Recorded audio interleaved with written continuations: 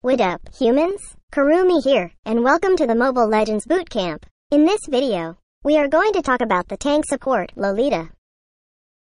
Lolita has a good set area of effect, crowd control, blink, and shield skills. Our steel elf, Lolita, is a tank support hero.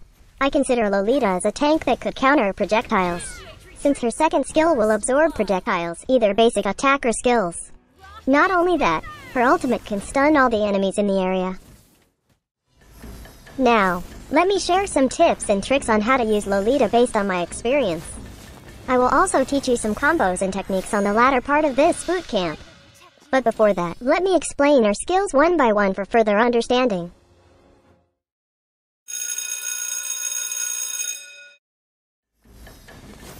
Lolita's passive, Numenon Energy Core, grants Lolita and nearby hero allies a shield.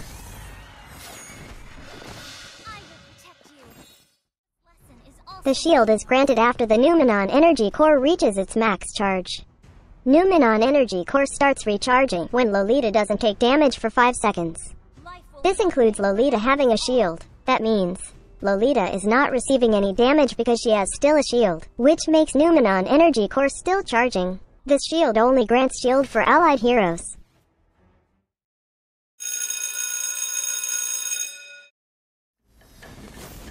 Lolita's first skill, Charge, lets Lolita dash towards a specified direction for a short distance.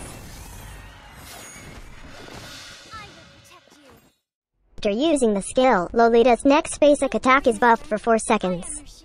This buff lets Lolita's basic attack jump towards an enemy. This will deal physical damage plus up to 10% of target's max health points.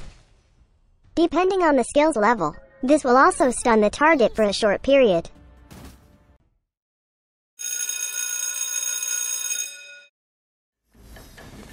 Her second skill, Guardian's Bulwark, raises her shield to block all incoming ranged basic attacks and skill projectiles.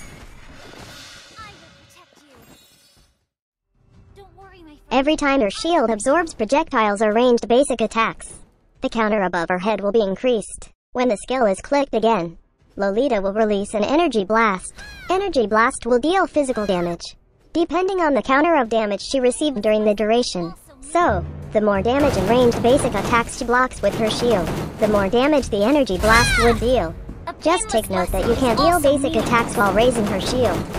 You can just click the skill again to release the Energy Blast instantly.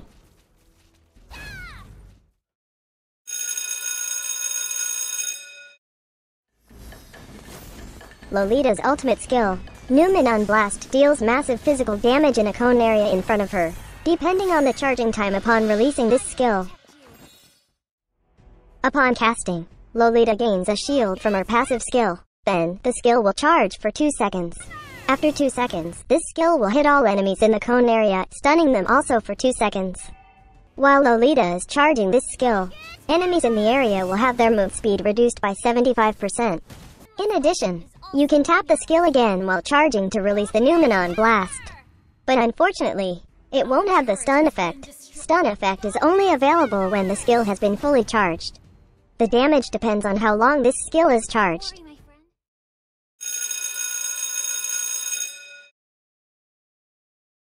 There are so many items that you can buy for Lolita. You can either focus on physical or magic defense items, or items that gives you high health points and slowing effects. For me, I choose to buy items that grants health points to Lolita and slowing effects to the enemies. As for starting item, you can consider buying Wizard Boots. Wizard Boots grants additional health points and movement speed. Its unique passive grants 80 gold for every assist you make. Buying this will help you farm more gold with every assists. Buying defense items, such as Courage Bulwark, grants health points and cooldown reduction. Its unique passive increases nearby allies' attack power and defense. It also grants nearby allies more defense against turret damage. Its active skill increases nearby allied heroes' movement speed upon clicking, and also boosts physical and magic damage. You might want to consider Oracle. This item grants additional health points, magical defense, and cooldown reduction. Its unique passive raises shield absorption and HP regeneration effects by 25%. Another item to keep in your tab is Thunder Belt. This item grants health points, mana regen, cooldown reduction, and physical defense. Its unique passive buffs the next basic attack after using a skill. The next basic attack will deal bonus attack damage, equivalent to a percentage of the target's max health. The enemy target and surrounding units are slowed for a short period. You can also consider Dominance Ice. This item grants mana, physical defense, and critical chance reduction. Its unique passive grants cooldown reduction, and it lowers the attack and movement speed of nearby enemy heroes. Lastly, you can consider Sky Guardian Helmet. This grants you health points and health regeneration. Its unique passive grants you regeneration of a percentage of your health when you do not receive any damage for 5 seconds. This regeneration is increased when upon killing enemy heroes or having an assist. Being a tank means you have to adapt your items depending on the enemy's lineup. You have to consider if they deal more on physical or magic damage. If the enemies are more of physical damage dealers, you can change Oracle with Blade Armor. This grants you additional physical defense. Its unique passive deals 25% of the opponent's physical attack as physical damage to an attacker when a basic attack is received. It's just like returning a percentage of their attack to them. The item build for Lolita really depends on the enemy's lineup. So make sure to read each item's description so you can adapt in-game.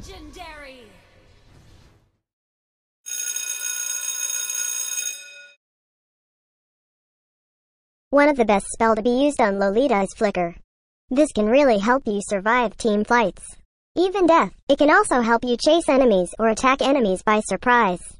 For me, this is a must since Lolita can use this to change her position while charging her ultimate.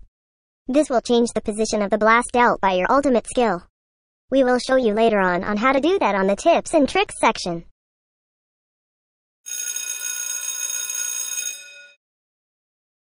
In my opinion, the best emblem set to be used is the Custom Tank Emblem set. Custom Tank Emblem could provide extra stats according to your needs as a tank. Set Vitality to its max level because it can give you additional health points. Higher health points means higher chance of survival during the early game. Setting Inspire to max level will provide cooldown reduction on your skills. Higher cooldown reduction means you can use your skills again faster than usual. Get Tenacity to gain additional physical and magic defense. This is triggered when your health drops below 40%. For me, it's the best thing to get since you are a tank hero. Being a tank means you need to absorb damage for your teammates inside team fights. So, you need more defense to be able to stand your ground.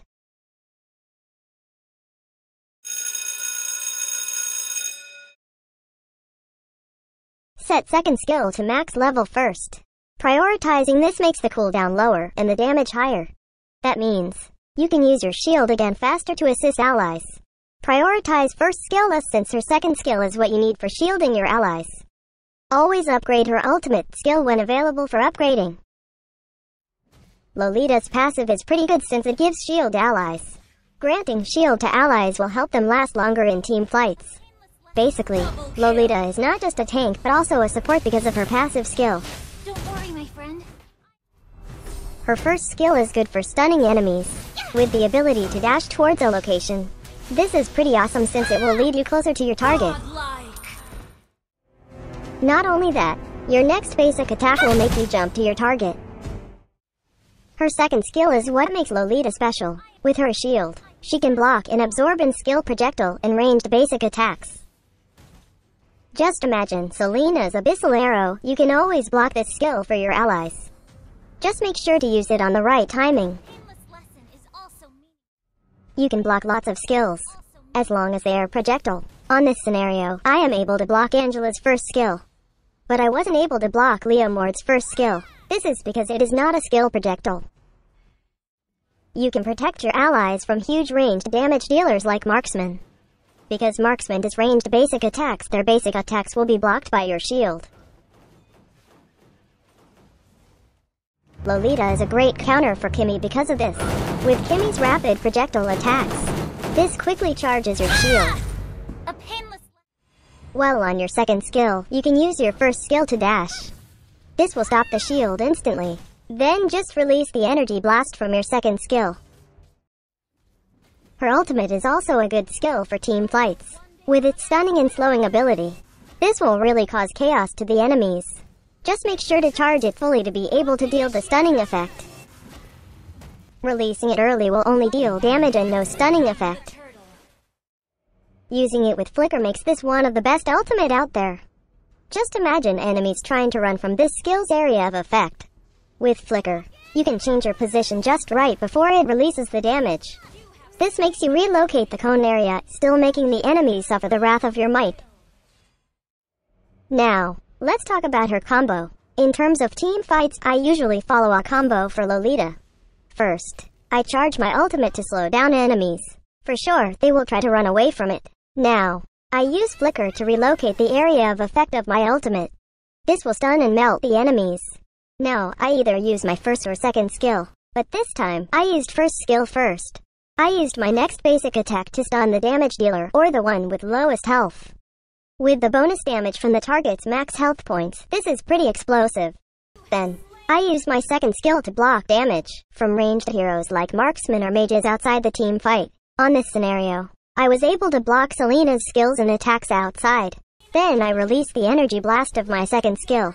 This will deal damage to the enemies hit by the explosion. Don't worry, my friend. I am your shield. Additional information. Some of you might remember that her ultimate's cone area can't be seen when you cast it inside a bush. Well, that was before. Now, it can be seen even if you cast it inside the bush. The tips I mentioned are just some of the ways you can use Lolita. This video just guides you on how to use Lolita the Kurumi way. So, once again, this is Kurumi and that's how you use Lolita. Thanks for watching. Do not forget to like and share this video. Also subscribe to my channel for more contents by clicking on the subscribe button below. For our skin giveaway events, check out the featured video on our channel for the mechanics. See you on the next Mobile Legends Bootcamp. Cheers!